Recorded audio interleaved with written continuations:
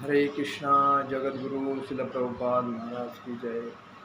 नमो विष्णुपादाय कृष्णप्रेष्ठाय भूतले श्रीमते भक्तिवेदांत स्वामी निति नामिने। नमस्ते सारस्वते देवे गौरवाणी प्रचारणे निर्विशेष शून्यवादी पाश्चात्य देश कारणे। जय श्री कृष्ण चैतन्य प्रभु नित्यानंद श्री अद्वैत गदाधर शिवासादि गौर भक्तवृंद।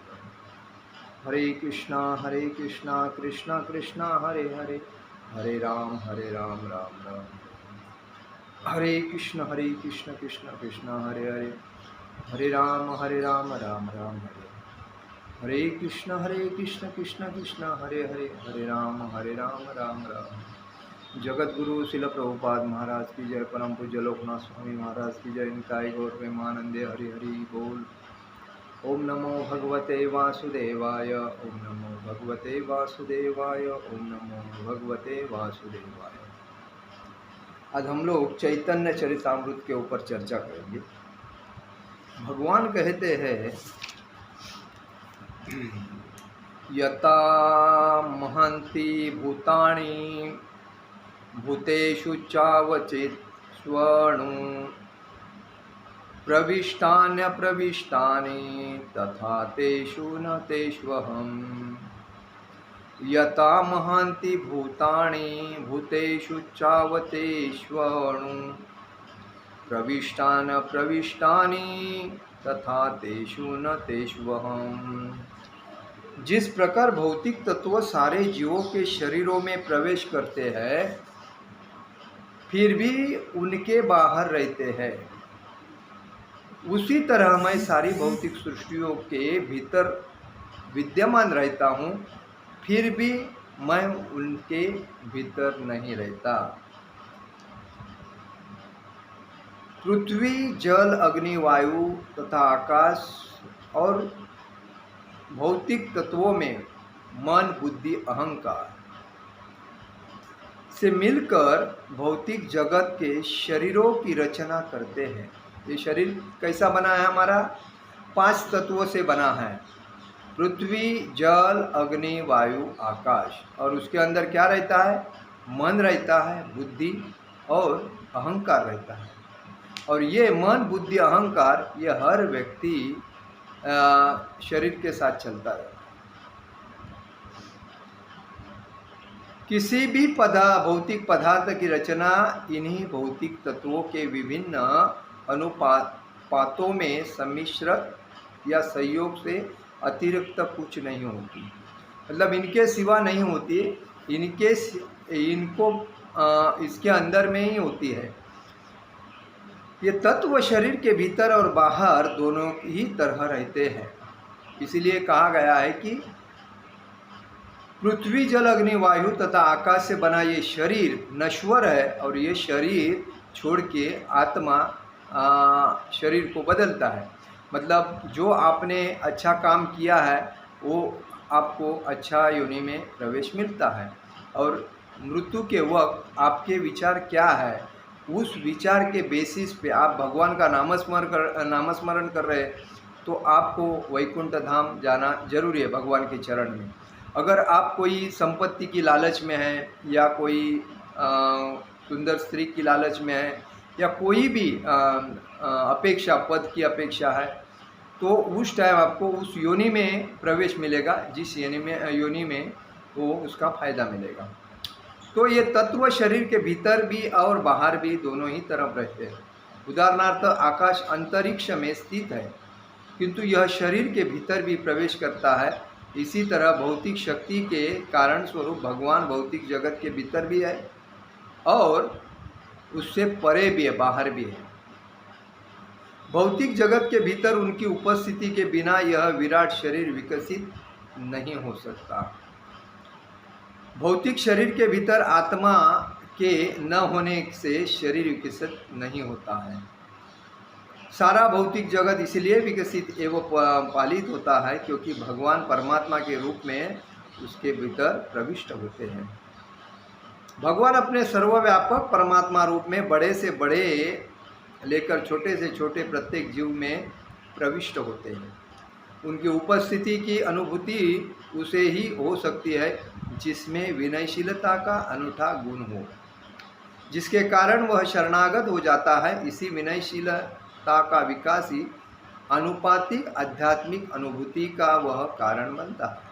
विनयशीलता मतलब जो नम्र रहता है, और वो हर व्यक्ति का जो भी है, अहंकार से भरा है, गुस्से से भरा है, प्रॉपर्टी से भरा है, पैसे से भरा है, उसको अहंकार होता है, और उसके सामने जो सहनशीलता विनयशीलता रहता है वो ही अच्छा होता है। मनुष्य भगवान का व्यक्तिगत रूप साक्षात्कार कर सकता है। मनुष्य को भगवान का साक्षात्कार हो सकता है। वो कैसा? तो भक्ति मार्ग से, अन्यथा कोई मार्ग नहीं है। मनुष्य दूसरे मनुष्य से आमने सामने मिलता है। भगवान के प्रति दिव्य आसक्ति विकसित होने के कारण ही शरणागत व्यक्ति को सर्वत्र अपने प्रिय की उपस्थिति का अनुभव होता है। सारी इंद्रियां भगवान की प्रेममय सेवा में लगी रहती है। उसके नेत्र वृंदावन की दिव्य भूमि में कल्पवृक्ष के नीचे एक अलंकृत सिंहासन पर आसीन प्रेमी युगल श्री राधा और श्री कृष्ण के को देखने में व्यस्त रहते हैं। उनकी नाक भगवान के चरण कमलों की दिव्य सुगंध सूंघने में लगी रहती है। इसी प्रकार उसके कान वैकुंठ से आने वाले संदेशों को सुनने में, और उसके हाथ भगवान तथा उसके पार्षदों के चरण कमलों का आलिंगन करने में लगे रहते हैं। इसी तरह भगवान शुद्ध भक्तों को भीतर और बाहर से दर्शन देते हैं। भक्ति के संबंध में रहस्यों में से एक है जिसमें भक्त तथा भगवान स्वतः स्फूर्त प्रेम से बंधे रहते हैं। इस प्रेम को प्राप्त करना ही एक जीव के जीवन का लक्ष्य होना चाहिए। देखिए, जीवन का लक्ष्य क्या है? जीवन का लक्ष्य यही है कि भगवान का प्रेम पाना, बरोबर। तो हमें ये जो शरीर दिया है, ये शरीर 5 तत्वों से बना है, पृथ्वी जल अग्नि वायु आकाश, और उसके अंदर है मन बुद्धि अहंकार। और जब आत्मा शरीर छोड़ जाता है तो ये सब इधर रहता है, लेकिन शरीर आत्मा के साथ मन बुद्धि अहंकार ये जाता है। लेकिन आत्मा क्या है? आत्मा ये परमात्मा, और आत्मा ये परमात्मा ये संपूर्ण स्थित है, और आत्मा ये शरीर में है। इसीलिए परमात्मा आत्मा, जो परमात्मा अंदर बैठा है वो शरीर बदलता रहता है। और इसका मतलब हमें यही समझना चाहिए कि हमें शरीर मिला है ये भगवान के चरण कमलों का भक्ति करने के लिए, चरण कमलों की भक्ति करने के लिए। इधर दिया है, देखो, राधा और कृष्ण कल्पवृक्ष के नीचे बैठे हैं, और उनका हमें दर्शन होना चाहिए। उनके चरण कमलों की दिव्य सुगंध सुनने की आस लगनी चाहिए। वैकुंठ से आने वाला संदेशों को सुनने की और हाथ में भगवान तथा उनके पार्षदों के चरण कमलों का आलिंगन करने को मिलना चाहिए। भगवान शुद्ध भक्त के भीतर भी है बाहर भी है, दर्शन देते हैं।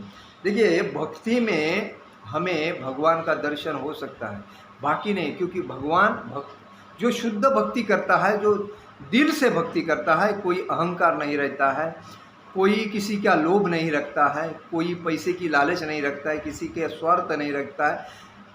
खाली भगवान को समर्पित होने के बाद भगवान के संकीर्तन, भगवान का हरिनाम संकीर्तन, भगवान का चांटिंग नाम, हरे कृष्ण कृष्ण कृष्ण हरे हरे, हरे राम राम राम हरे, इसका गुणगान सदैव उसके मुंह में रहता है। उसके भगवान अंदर भी वास करते हैं, और बाहर भी उसको भगवान के स्वरूप में आने जाने वाला व्यक्ति भी दिखता है। तो भगवान इसीलिए बोलते हैं, मैं कोई मंदिर में नहीं रहता, मैं कोई वैकुंठ में नहीं रहता है, मेरा स्थान है जो शुद्ध भक्त है उसके हृदय में जो स्थान है वही मेरा स्थान है। और इसीलिए हमें हर भक्त को अपने भक्ति के विश्वास के ऊपर मतलब कॉन्फिडेंस होना, कठोर विश्वास होना चाहिए। इसीलिए कहा गया है, तृणादपि सुने चेन तरोरपि सहिष्णुना, अमानी न मान देना कीर्तनीय सदा हरे।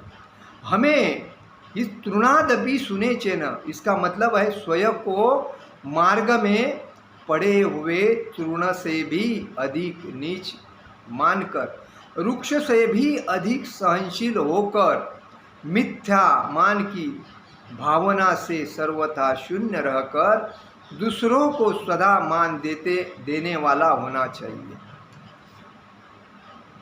ऐसी मनस्थिति में ही व्यक्ति हरिनाम का सतत कीर्तन कर सकता है।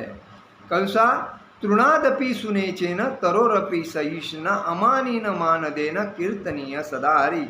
मतलब स्वयं को कभी भी मान सम्मान की अपेक्षा नहीं करनी चाहिए, दूसरे को मान देना है और हमें भगवान के नाम स्मरण में व्यस्त रहना है। भले कोई पत्नी पति को छोड़ के जाती है, पति पत्नी को छोड़ के जाता है, उसका टेंशन नहीं लेना है। कोई मान दे रहा है, कोई पद दे रहा है, कोई नहीं पद दे रहा है, उसका टेंशन नहीं लेना है। पैसा है या पैसा नहीं है, उसका टेंशन नहीं लेना है। हम कैसे रहते हैं, टाप टीप है या क्या है, हाँ थोड़ा अच्छी तरह रह के हमारे भक्ति में आनंद मिलना चाहिए, वो बेसिस पे हमें रहना चाहिए। हमें प्रसाद ग्रहण करना चाहिए, बाहर का चीज़ कोई नहीं ग्रहण करना चाहिए, और दूसरे के बारे में कभी बात नहीं करनी चाहिए।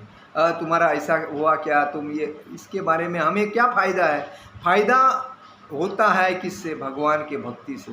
हमारा व्यर्थ टाइम जो है वो दूसरे की हितगुज करने में हम जो गवाते हैं, उससे हमें नुकसान पहुंचाता है।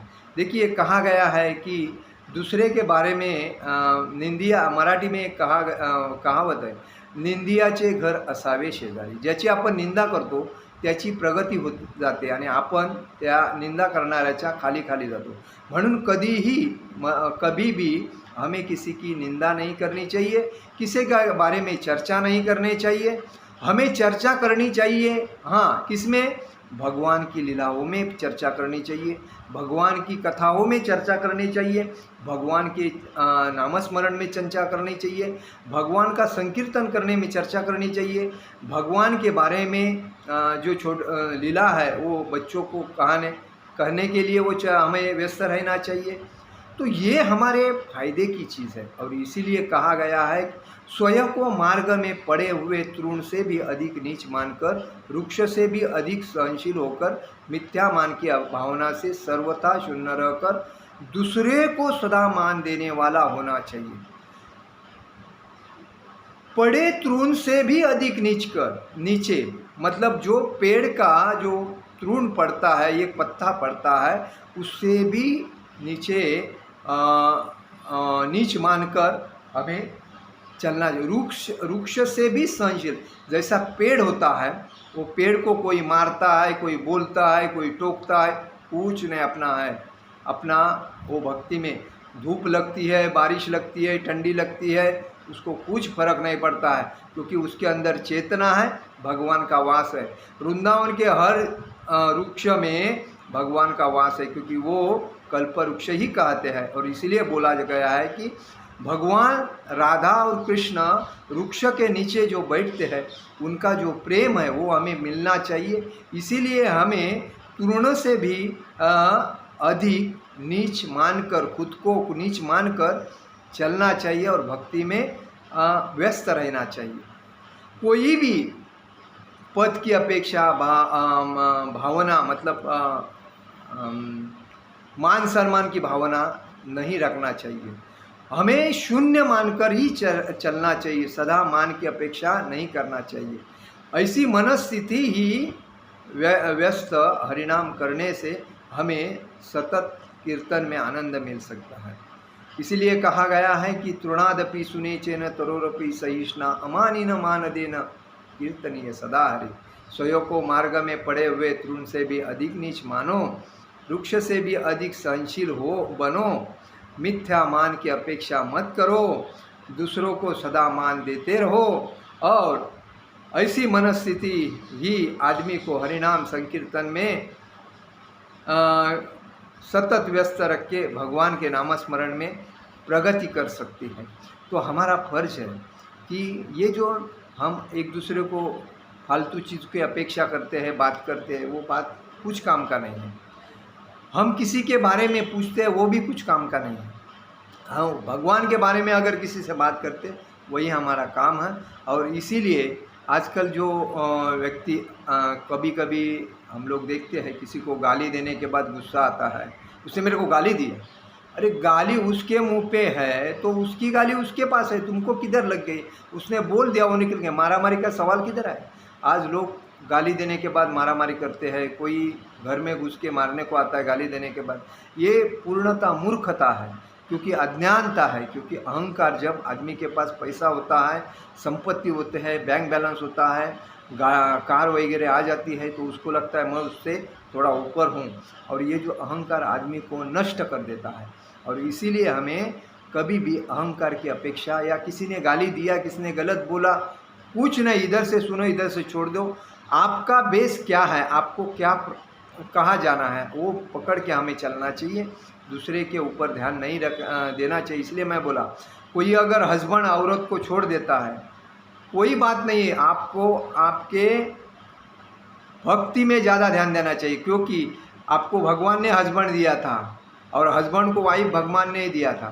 तो अगर वो छोड़ता है, जाता है, तो वो भगवान करने वाले हैं उसका सही अरेंजमेंट। आपको टेंशन लेने की बात ज़रूरी नहीं है। लोग क्या है, छोटे छोटे चीज़ में टेंशन लेते हैं, खुद को व्यसनाधीन बना देते हैं, खुद का लाइफ ख़राब करते हैं। आज देखिए, व्यसनाधीन टेंशन होने के बाद लोग दारू पीते हैं, दारू के बाद सिगरेट पीते हैं, सिगरेट के बाद गांजा पीते हैं, गांजा पर से संभोग के पास जाते हैं। तो ये सब जीवन नष्ट करने की बात है। क्योंकि कहने को जाएगा, अरे तुम ऐसा क्यों कर, अरे यार मेरे को बहुत टेंशन हो गया, आज मेरा लाइफ ऐसा हो गया। तो ये सब मूर्खता है और इससे हमें अलिप्त होना चाहिए। और हमें खाली ये सब जो करते हैं भगवान करते हैं, तो इसलिए क्योंकि भगवान हर जगह पे, हर कण कण में भगवान है। अगर हम एकनिष्ठता सदृढ़ होके भक्ति करते हैं, तो उसका सब भगवान के ऊपर छोड़ दो, बाकी तुम्हारी लाइफ अच्छी तरह हो जाएगी। आपको आपका जीवन का सिद्धांत क्या है, ये परफेक्ट आपके दिमाग में रखना चाहिए और वो चलना चाहिए। और उसको हमें पकड़कर भगवान के चरण को समर्पित करके हमें भागवत धाम जाना चाहिए। इसलिए कोई भी चीज़ का टेंशन नहीं लेना चाहिए। टेंशन अगर कोई देता भी है तो भी इधर से सुनो, इधर से छोड़ो। इसको दूसरे के साथ कंपेयर, मतलब बात करके उसको बढ़ाओ मत, तो वो उधर ही फिनिश हो जाता है।